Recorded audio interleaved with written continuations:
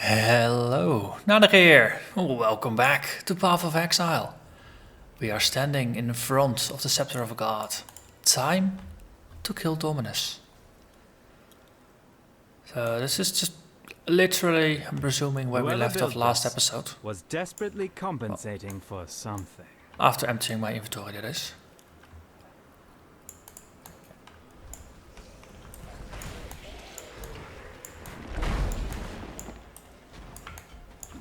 But I got a good feeling about this. So far, we are dealing pretty well with all the threats leveled against us. It'd be useful if the Golem actually paid a little bit more attention, but I can't always have all the things, right? So that was a Fist Reflect, nothing really to worry about. Well, the Golem might not like it, but well, that's the Golem's problem.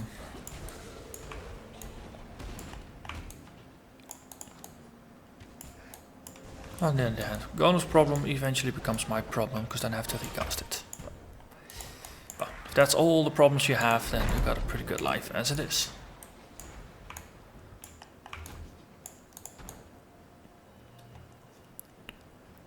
I think once we hit the middle part of Act 4, we'll probably have to slow down a little bit, maybe do some gear checks and gear upgrades and things like that. Oh! That's a tabula. That's a very nice drop. So, tabula rasa. It's always a 6-link, a white 6-link. Actually built-in quality, 18% is pretty good. But this is very nice for testing out builds, because you can always put any 6-link in here. So it's really nice for just theory crafting, just equipping it in your hideout and just seeing how certain skill combinations perform without having to pay really a lot of attention to your defenses. That said, you know, if you're a bit more brave, then you could even just run around with it. People say it's a pretty darn interesting leveling item, because you know you can put a 6-link in at level 1, which is the skill requirements are probably going to be the bottleneck there. God has glow. Any moment now, this holy spot.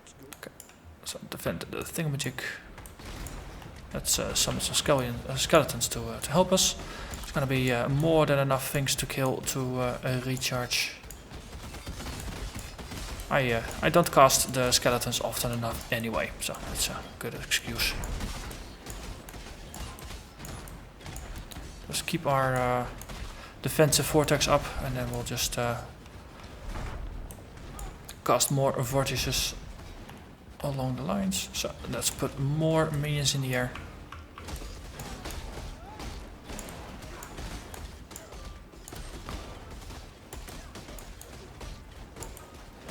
Hey, a silver flask dropped.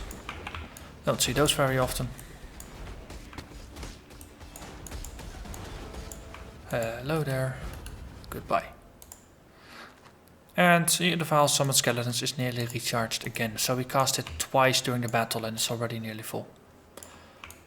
It works pretty well. If you're having a fight with a lot of enemies, just cast it, just use it. It's otherwise it's a waste to hold on to it forever and only using it in big boss fights. Which is my natural inclination with things that have a fixed amount of times you can use it.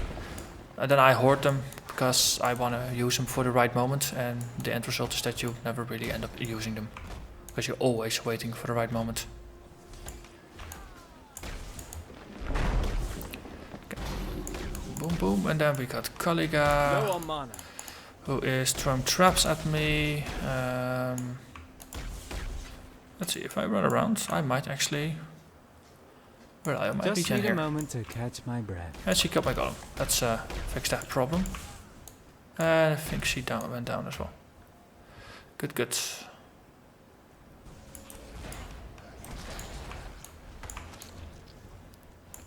Let's recast the Golem again.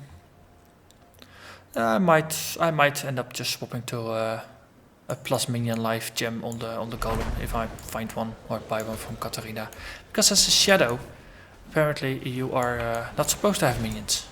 Because Nessa and her caster buddies don't actually sell minion gems to you. They will sell you the golems, of course. Everybody can get a golem. But even though intelligence is my well, half of my element, so to say, you can't buy the minion life, minion damage, minion resist, and things like that gems from the vendors. So you need to rely on not trade or buying them. No, minion life is it's a low level gem, so I don't really feel like trading for it or stuff like that. Or starting another character to actually get it. That's what I could do.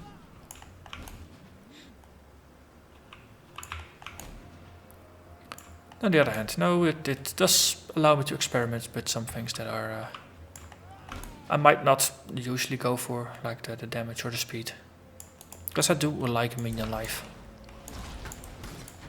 Oh, Katarina is one of my hideout masters, so I do have daily missions from her, which means pretty good access to minion gems. Ah, there's another room up there. Dang it. I went the wrong way. Through here, over there. Yes, next room. Most excellent. So a bit of luck, we might hit 55, level all these gems. Achieve a little bit more power before we face Mr. D.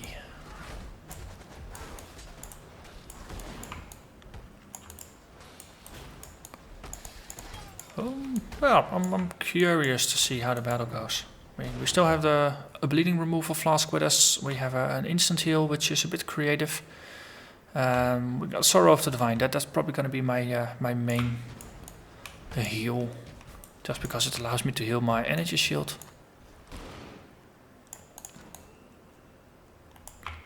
I think it's yeah, it's gonna be good. It's gonna be fun. Let's see, Upper Scepter of God, which means there is a waypoint over somewhere. Usually you have to walk around a little bit. Not there.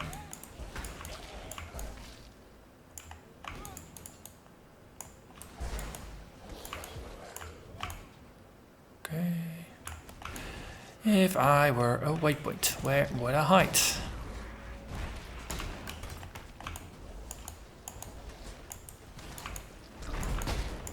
On the other hand, if I were a really tricky waypoint, I would probably ask myself that question as well and then do something else. Need a moment to catch just to prevent this kind of thinking.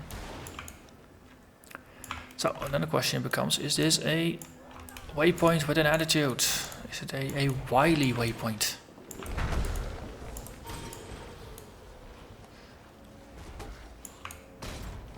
Okay.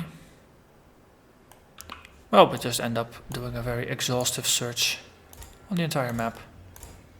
Blasphemy went up again, so that's good. It's 18%. Once we get Enfeeble up, that's another 18 as well from that one. Golem, ooh, that's more regen. Leveling gems, it's good for you. Probably this one, because it's a adjacent room to the other one. No, and there's no balcony link.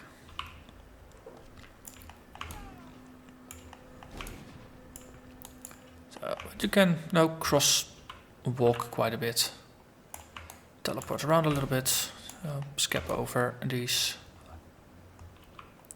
things, and then we are onwards. 1.5 more bubbles. Let's see, this is level 54 area, so we're actually on level, which is good. Also means that Dominus is going to be 56, so we'll actually be 1 level lower than him when we face him. As I said, once your power level as a character is sufficiently high, you will naturally start skipping through content. And I did skip the library and archives. Otherwise I would have gained another level. Well, not quite sure if I would have gained an entire level. At least half a level. But, come Act 4, we will catch up.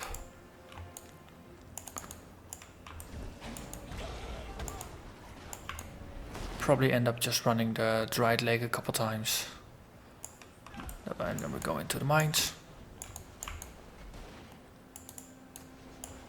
And then it's party time with the kings, the two kings. King Galm, King Deresso.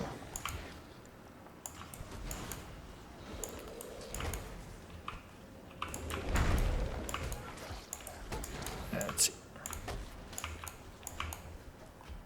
So far, monsters are a bit tougher. They have a bit more life. Now, most white mobs you need to hit twice, except when they're casters, because casters naturally have a slightly smaller life pool. But no, we're teetering on the brink there of still being able to one-hit them. So a minor gear upgrade should be able to fix that.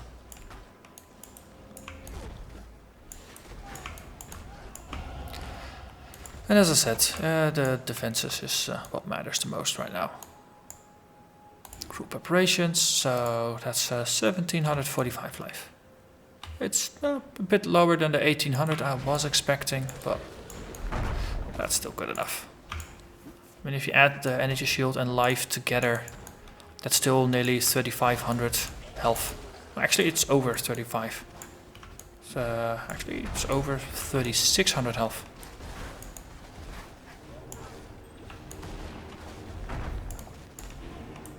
Hello there, Paradisi Venenum. Also, nice thing is the Golem is occupying it, so I can just Frostbolt it. Oi, why are you regenerating? Ah, you're devouring corpses. So let's stand on top here. Eventually it's gonna run out of corpses. It's not a summoner. Okay, I'm gonna Just take a need little bit of moment distance to here. catch my breath. I'll just get it. Never realized that he devours corpses. Most of the time I'm playing a build that is powerful enough that he doesn't really have a chance to actually do it. Or maybe I'll actually usually just go kill the boss before the rest of the pack is down or something. I don't know. Yeah, it's fun. I mean, I've been playing this game for a couple of years now. Since the closed beta, actually. And there's still things you keep learning. Which, no, that is one of the many things that does keep the game interesting. There's always these little details, little tidbits of game knowledge that you can just expand upon. And now that I'm playing more in the end game, doing some trading, I actually start paying attention a bit more to some of the unique items and the build around unique items, and the game just keeps getting better. But now, focus on killing these buggers. Shadows in you, Exile. Okay. Let's put this up. Let's kick out that guy first. Ooh, that was nice. Nice thing is, as long as they keep away from me, I can just frostbolt the heck out of them. Let's recast the Golem. There's Octavia in there. Okay, I think that was the first wave. Oh. Yo, Alar, stop dealing chaos damage to me, bugger. Kali.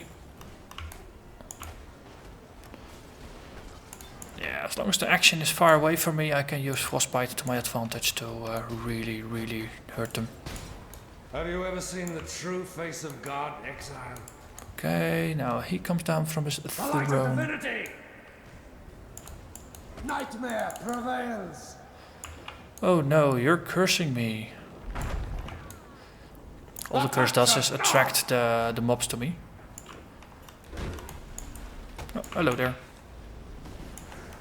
I'm gonna get out of here now, if you don't mind. Of God! Nightmare prevails. So as a boss, he's got built-in curse resistance, so my curses are gonna be less efficient against him. I think they'll function at about a third of their regular effectiveness.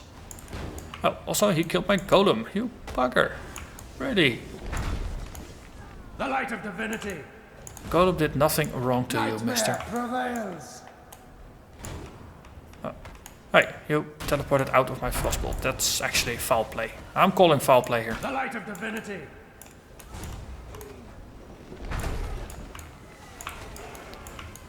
Nightmare prevails. And that's Dominus. And then just go stand there, and then he'll die when you approach. Okay.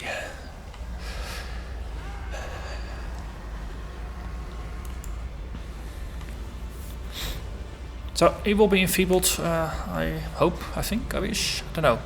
Can he be enfeebled in this state? He might be pretty resistant to things. Well, we'll see. Let's see. We'll pop the skeletons for now. That's gonna help quite a bit. And then just do it.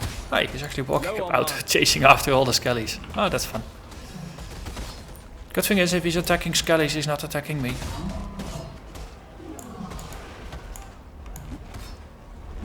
Nice thing is, he might actually be cursed. Yeah, so he's dealing 24% less damage now, or 25% now. By the way, it's not really a threat. It's funny, Your Grace. 25% less damage. I always thought you'd be tall. Okay, Q portal. Hello, Lady Diala. Goodbye. Akkurat.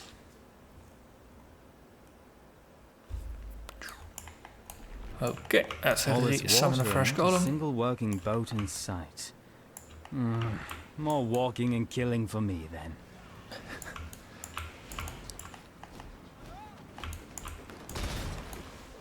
So this is usually a bit more fast-paced. No, after doing a boss fight here, you don't really want an uber challenging area.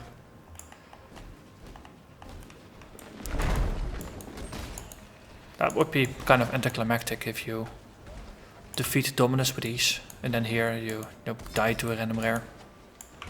I think you'll be rather annoyed. Just need a moment to catch my breath. So I'll not quite sure if you'll be annoyed with yourself or with the game for having it happen. But I'm sure there will be annoyance.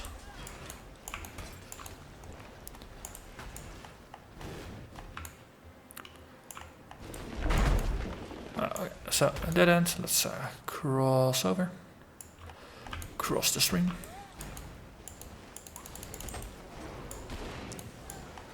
Ooh, orb transportation. Yeah, I think we probably have enough time to after this to just dive in and have a look at the dried lake. So then we have that out of the way as well. Will we? Maybe. We'll see.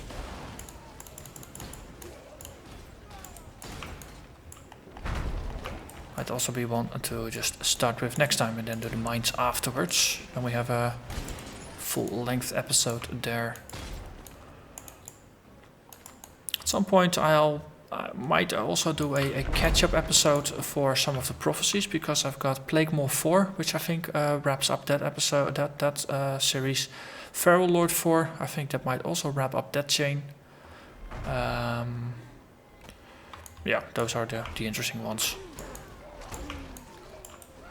I might do that as a intermezzo or something. Just like a short episode, maybe like 10 or 15 minutes. Just running those two specific prophecies, or like one episode with just prophecies. Before we do a Zaro, maybe. That could be nice. I think I got a prophecy tied to the hedge maze as well, don't I?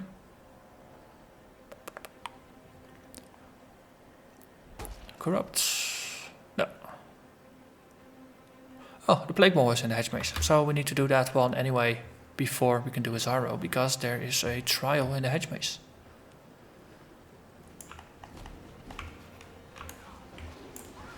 Yeah, and I realize I'm once again paying more attention to everything except for the monsters I'm about to slay. But I'm just, I'm claiming Low on mana. I can get away with it right now. Just, content is not overly challenging. Okay, if you guys just have a vortex or two on your head. Let's see, let's not get near the chicken. I know the chicken hurts. On the other hand, it's an enfeebled chicken. An enfeebled chicken doesn't hurt anything. Actually has issues hitting anything. Ooh, chisel. It has begun.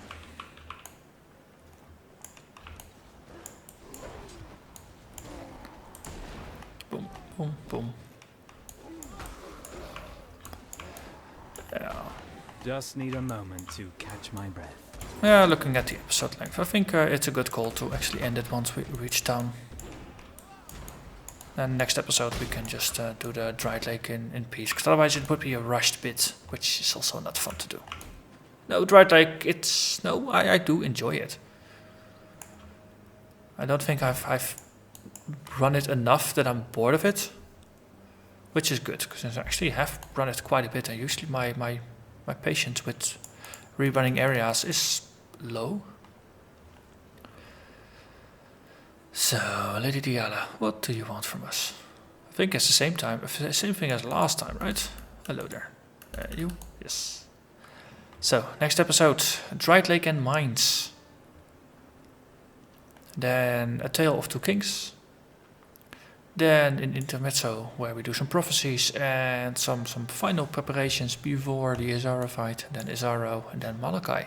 So that's 5 episodes and then we are done with Cruel. So for now I'm gonna thank you very much for watching and I'll hope to see you again next time. Bye bye.